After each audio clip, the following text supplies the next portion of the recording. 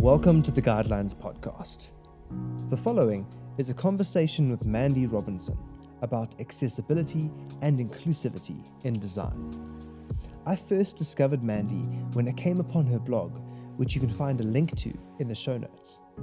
I love how she has written about accessibility, app development, user experience design, art, prototyping, icon design, as well as the evolution of digital music interfaces. The point is that she clearly has a growth mindset about design and is a perfect fit for the show. I'm excited to share this conversation with you. Enjoy. Mandy, thank you so much for joining me on the show today. Oh, thanks so much for having me. I love your podcast. It's great to be able to speak about my opinions and things I do. Thanks for having me. If someone were to open up LinkedIn and type in Mandy Robertson, they'd see that you've been designing for the better part of 20 years. What has that been like, and what differences have you seen in the design scene over the last 20-ish years? Well, a big thing has been our job titles. I think you did a podcast on that. We now are UX designers, but when I started, I was doing multimedia, so I was a multimedia designer. So that's one thing I've always found amusing, being a web designer, then an interaction designer. So the job titles changed, but it's pretty much the same thing. It's changed a lot in that when I first started, it was very pixel perfect and getting things crafting, and now it's more iteration based and not being so particular about your designs. I just think back when I was a junior and how I'd spend hours crafting little pixel icons, but now things move faster, and yeah, it's quite different. So you're basically saying that you've had experience in not just sort of design the way that we look at it now, like design systems and app building, but it sounds like you did, like you mentioned pixel art. So I'm assuming that you ended up doing some stuff for like video games and stuff in that kind of area. Yes. So also Flash. Cool, Flash. Yes, do you remember Flash? So Flash was actually discontinued this week. So it's actually it's pertinent that you're bringing it up. Only now. Only now. Flash has died, finally.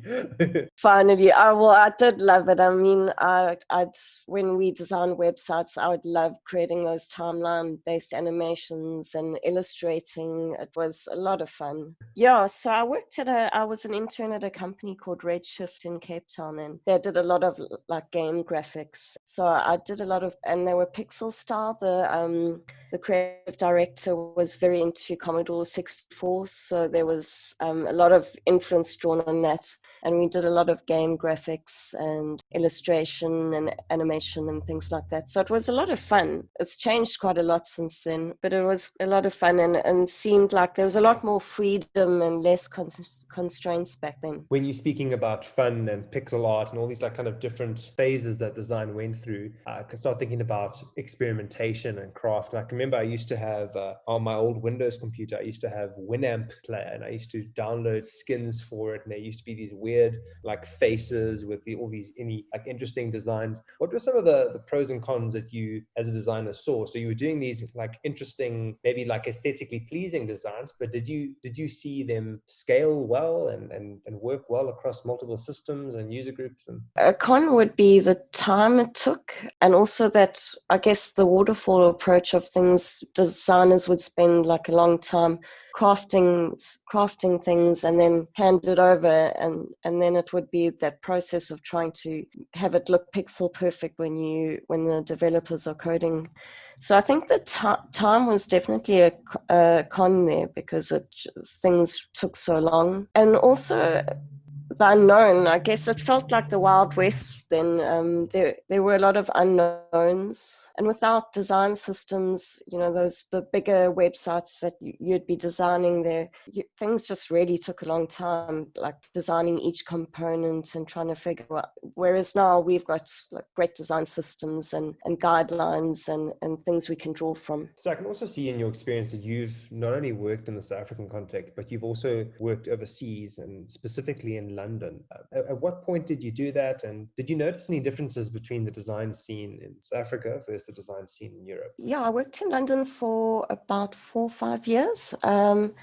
I freelanced quite a bit when I first arrived. I went on those 2-year working visas, and I worked a lot in central London at all the cool agencies that I'd always followed when I was in Cape Town. It was quite an exciting time. But I ended up working at a company that sponsored me, which was more of a educational sector as opposed to advertising. They did a lot of websites for BBC and cultural things in London. So it was a lot drier, a lot more serious in that it took accessibility very seriously, and you had to make sure your designs were compliant with a lot of guidelines and things like color ratios and having good contrast and making sure color is visible to everyone and stuff like that.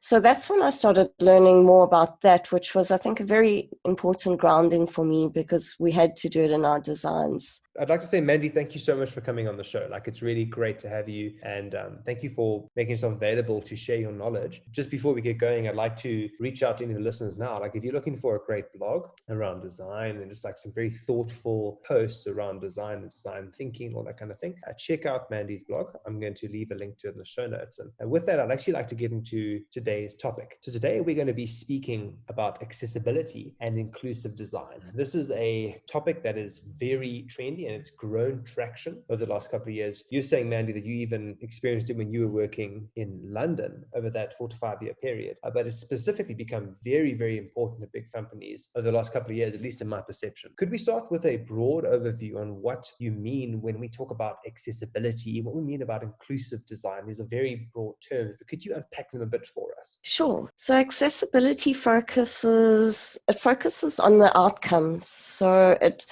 concerning a set of guidelines, if your website is accessible, it means it adheres to certain constraints and guidelines by governmental or industries. A well-known website would be w3.org, which shows all the guidelines for people with disabilities. So it's such a good resource. The W3 is so flipping good. It is, yes. Whereas inclusive design is closely linked, but it's not an outcome, as it's more of a methodology of design. So it's about not only the people with disabilities, but it's also finding those other situations which could be temporary or situational, or how people interact with things in their particular environments. So it's a process of understanding those diverse people and situations. Okay, so what you're saying is that accessibility focuses on the end result or an outcome. So a design can be a design that adheres to accessibility standards, whereas inclusive design is very similar to our last episode on agile. It's a methodology, it's a culture that a team and a company can buy into. Is that correct? Yes, and it's a process. And it's a process of creating designs that can be used by a diverse group of people, because accessibility on its own will leave out a lot of those use cases that inclusive design would uncover. So they almost have to work hand in hand. They do, and so they work together, make experiences compliant with standards, but also usable and open to everybody. Okay, so a fundamental of UX. So we're talking about inclusive design and how it's something that teams can adopt in the same way that the teams can adopt an agile methodology or be human-centered and all that kind of stuff. Can you tell us any companies that you think are getting this right, and perhaps give some examples of that? I think, well, in terms of accessibility, I think like mobile technologies doing very well, and they've got a good understanding of it. So I think mobile technology is amazing with it. Apple phones, I mean, people can, with all sorts of disabilities, can use Apple phones, and Android is good with that too. Browsers, Firefox, Chrome actually has great plans for auditing accessibility on websites. So I think the big companies are already pushing for it. When I worked in London, the BBC, they've got their own accessibility design systems and guidelines, so they're really good at it. South Africa, I think it's not quite there yet. I can't really think of any examples offhand, but I think we need to be part of that shift of moving towards it and including more people here, especially we're an incredibly diverse nation, and more so than many other places in the world. So it's something we really should be focusing on. In preparation for this, I had an idea. I thought it'd be pretty cool to treat this interview as if we're having a conversation. And I'm going to take the character of someone who is ignorant to the value of inclusivity as a design approach, and also the value of accessibility and rating your designs in terms of accessibility. So I thought I would start off with some questions from the perspective of someone who doesn't really know about it. Maybe they've just finished at university and they want to learn a bit more and they read a bit about it, but they're not convinced. And then we can move later into this thing of, okay, cool, you've convinced me, now I'm an advocate. How can I build systems and structures around that? So can I get into some of those questions? Yeah, sure. Okay, fantastic. So the first question I have when you start talking about inclusive design, accessibility is, I think to myself, doesn't it waste time and budget to spend additional effort on designing for all of these fringe use cases? I think the goal is for most businesses to have as much reach as possible and to allow as many people using and coming to whatever business that it is or service that you're providing. You want those numbers. So it doesn't make sense to exclude large portions of the populations. So it does make very business sense to try to make your site more accessible to more people. Okay. So I think another follow-up question I'd have to that being is, okay, so you're saying that, okay, so it does help us improve our reach and it does help us reach more people. And you're saying that basically the business bottom line is that we include more people. That means we can get more people to buy into our products.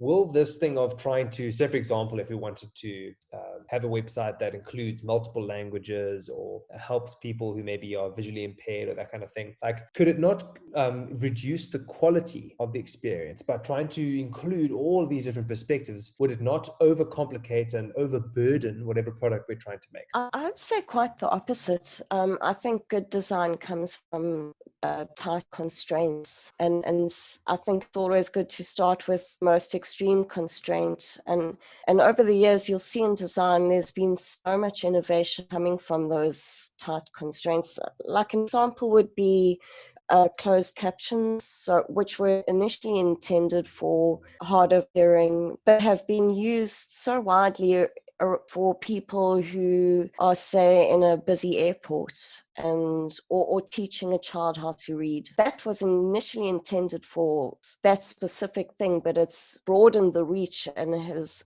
become it created such innovation. And I think this good design has constraints. Otherwise, you've got nothing to work around. I think it's quite the opposite. I heard a quote a while ago talking about the difference between design and art, and basically just said that art is for you and design is for others. This thing about design is actually it's doing it as a way to serve people, which I think is really interesting. So actually that aligns with what you're saying. Yeah, no, I think, but this interesting about captions, it is a good point that you build something with accessibility in mind, like something like closed captions. It doesn't just benefit that one specific group. And I think what I'd like to do is I'd like to quickly bring in another question that I was actually holding on for later, but something that we often use as an artifact in UX research is this thing called personas. For those of you who maybe don't know what personas are basically you do a bunch of research and then you interpret that research, and from that research you're able to draw out archetypes of your users. Oftentimes these users can be a bit oversimplified, and subsequently Microsoft wrote an article previously this year about what they call persona spectrums. We had a brief conversation about this. Mandy, could you tell us a bit more about some of the issues that you see with traditional personas and how viewing your users as a spectrum could help a bit more? Yeah, I think personas are a good thing in a way that it kind of does force you to put yourself in someone else's shoes. But the problem with them is they're often based on our own biases, especially if we haven't done the rigorous and stringent research around them. And I think personas, going back to that article you mentioned about persona spectrums, there's I mean, there are different situations for personas. You could have a permanent a persona with a permanent state, say someone with a broken arm, or temporary, say someone with one arm, and then a temporary state which would be a broken arm, or a situational state, which would be like new parents holding their baby. I think they can be problematic in that they're often drawn on biases and not very diverse. They focus on one particular type of person, whereas there are no normal people. Everybody has unique needs and differences, and yeah, we all very different.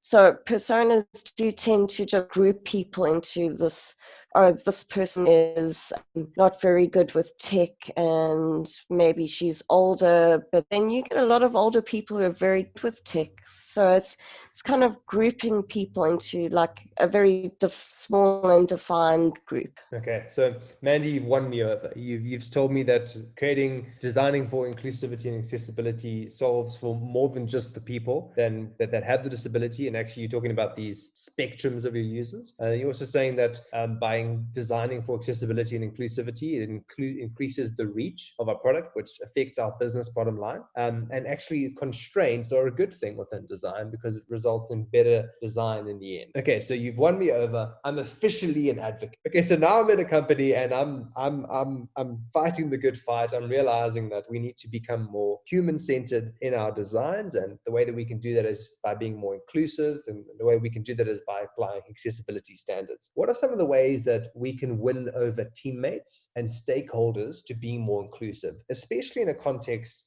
like South Africa, where there's many different groups to consider, and we need to try and win over our stakeholders to convince them that actually this is worth the good fight? Well, you could also, aside from letting them know that it would expand their reach, and it could also give them a good social responsibility. They'll be recognized as being socially responsible, and people would trust their service more. I read somewhere a good tip would be to reach out to people on your website, on your service, who have problems, have disabilities, and ask them to engage. It would be a great thing as a social responsibility for your company. I think that's always a good thing. Sorry, what was the question?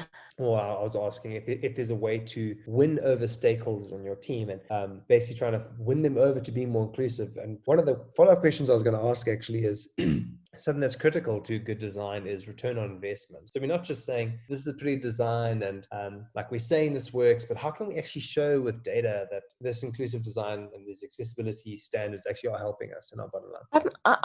I would imagine you'd see it in your quantitative data and your analytics, and looking at things like Hotjar.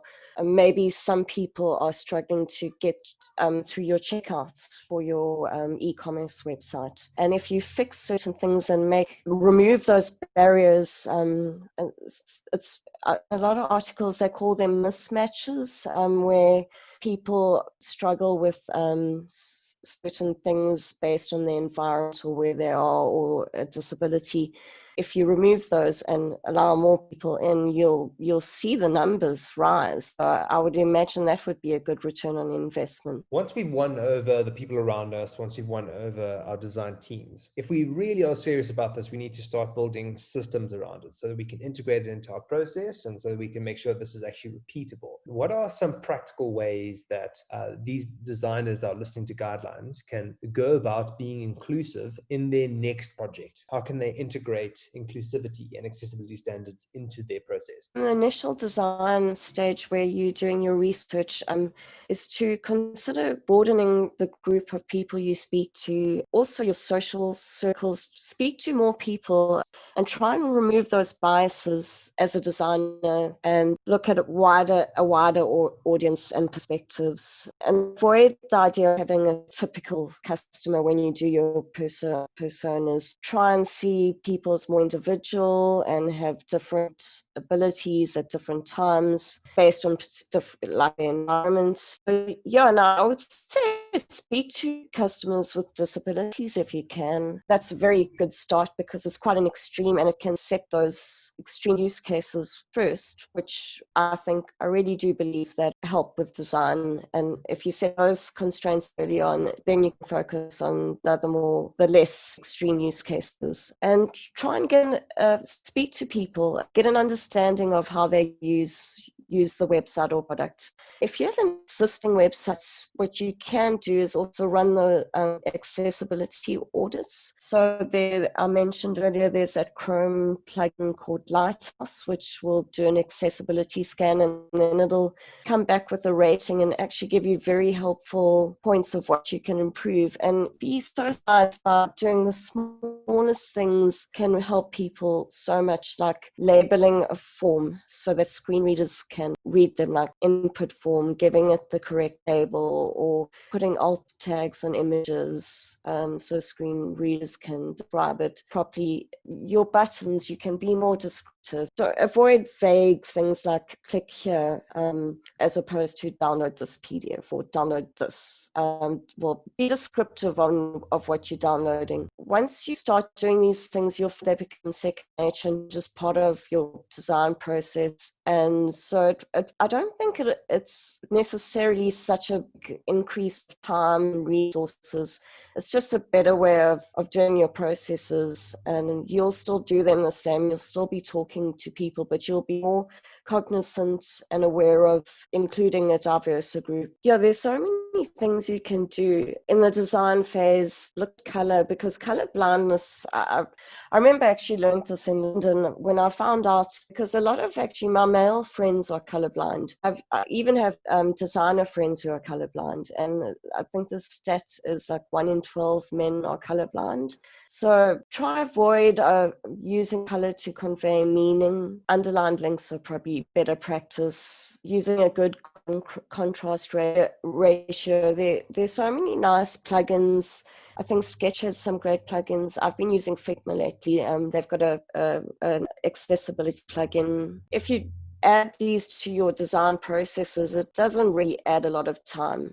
Try and become familiar with, we mentioned earlier, the W3 org. Try and get a good understanding of those guidelines, and then it just becomes second nature, I think. Something that I've been really digging into this past year has been design standards, such as ISO 9241-10. At the beginning of this conversation, you mentioned the W3C and their web content accessibility guidelines. Could you tell us a bit about what those are and what value they offer to designers who are trying to be more accessibility centered? They are very descriptive in that they give you exactly what to do with the text and the images and the components, and it's very helpful for developers to, very helpful for developers.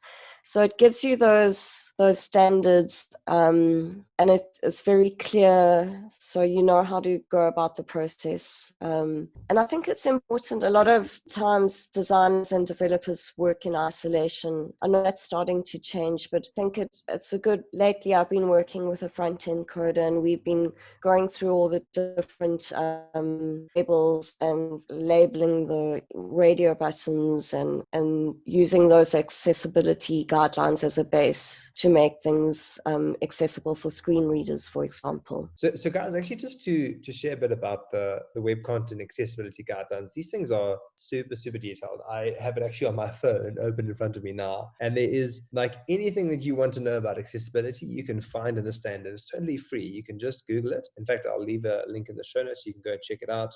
But it's even talking about like how you can design audio only and video only. Like, so how do you design for that? And like, what's the best way you can make non-text content accessible? I'm just scrolling down, like captions, use of color, audio control, contrast, visual presentation, images of text. Like, it's just absolutely crazy. Each and every single one of these, there's detailed guidelines on how to build for it. And this is totally free and online. So I'd really recommend Googling it, giving it a read through. It is absolutely fascinating. And I think something that I've done, which has been really helpful helpful is I've added it into my note-taking application. I use a note-taking application called Keep It, and I've downloaded a PDF version of this. So if I search for anything relating to, like, say for example, I'm building something and there's going to be audio, I can just type in audio in my note-taking app, and I can find anything to do with audio within the W3 standard relating to accessibility. So it's right there. So I really recommend digging into this resource, and thanks for letting me know about it, Mandy. Oh, great. Yeah, that's Keep Tip. That's useful to know. Okay, so we've spoken about the web content accessibility guidelines. Could you recommend any other useful resources that any listeners of guidelines could dig into to help them with their journey into accessibility? Yeah, well, there's so many good resources. I guess you could start with the big ones. Google Material Design, if you use that design system, they have a great design system for accessibility. They have guidelines for, touch points for icons. So look at Google Material Design. If you see on my blog, there's a link to it, to the accessibility section. Microsoft has an inclusive design toolkit, which is very helpful and explains the difference between inclusive design and accessibility very well. You could go onto the Apple developer website, and they have best practices for inclusive design.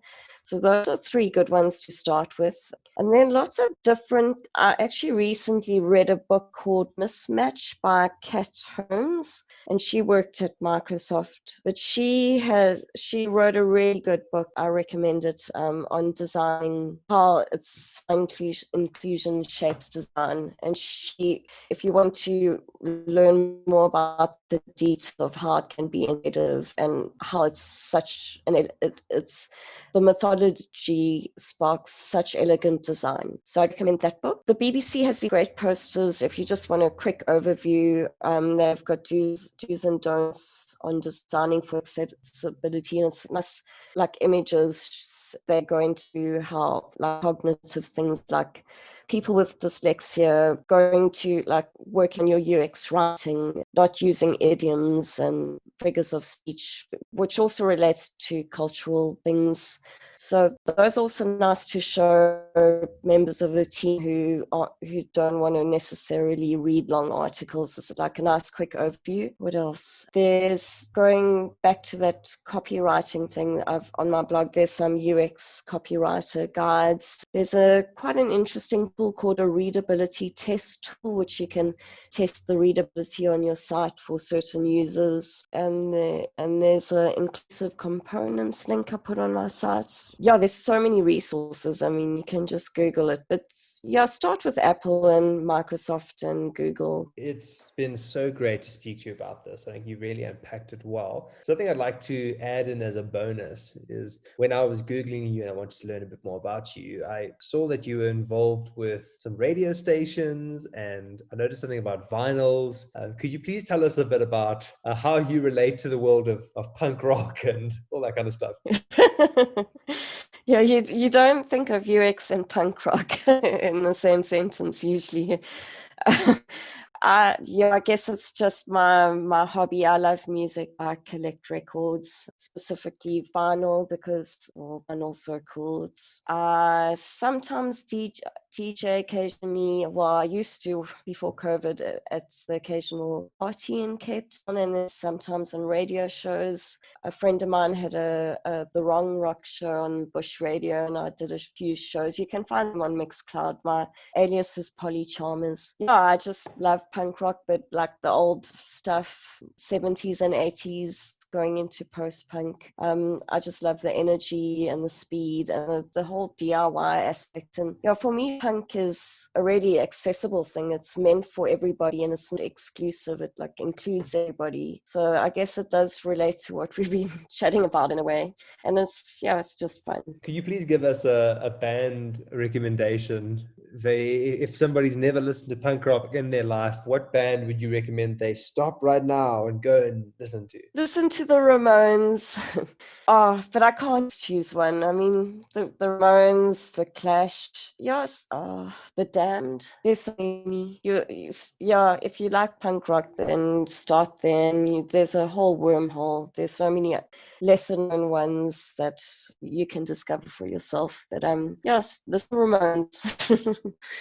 Fantastic. Well, Mandy, thank you so much for being on Guidelines. If people wanted to learn more about you and ask you any questions or read your blog or anything like that, what's the best way of people to get in touch with you? I'm on Twitter. This is Mandy. I'm on LinkedIn, and I've got my website, which is extralarge.co.za, EXTRA large, one word. And I've got a blog. I occasionally write.